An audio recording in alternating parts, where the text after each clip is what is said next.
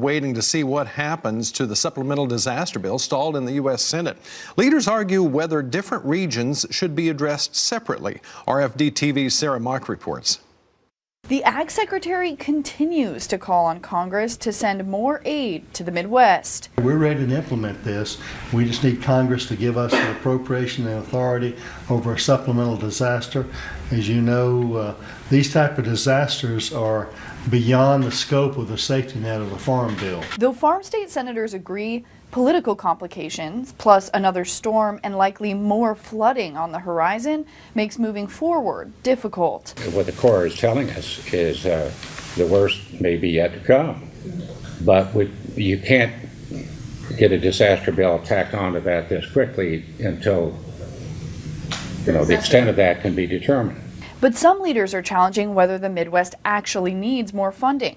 The House Ag Chairman says between the 98% of farmers participating in crop insurance, livestock indemnity, and other existing emergency programs, the vast majority of ag flood losses and damage are already covered under the Farm Bill. The only thing that's not covered is this grain that was damaged, the stored grain.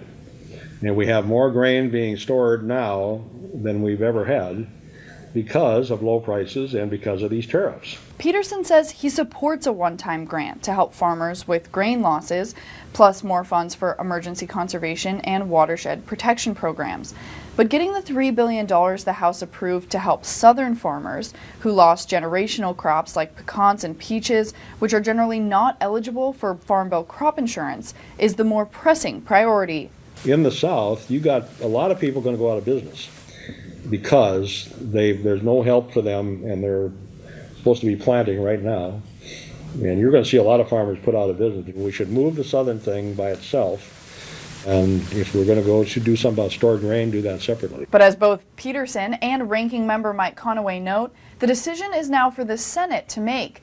But Peterson worries that an impasse between Republicans and Democrats over long-term funding for Puerto Rico could cause the measure to stall indefinitely. For RFD-TV, I'm Sarah Mock in Washington. Reports say the House Appropriations Committee did release an expanded disaster aid bill that includes stored grain provisions, but it likely won't go far since the Senate is the current sticking point and Congress leads.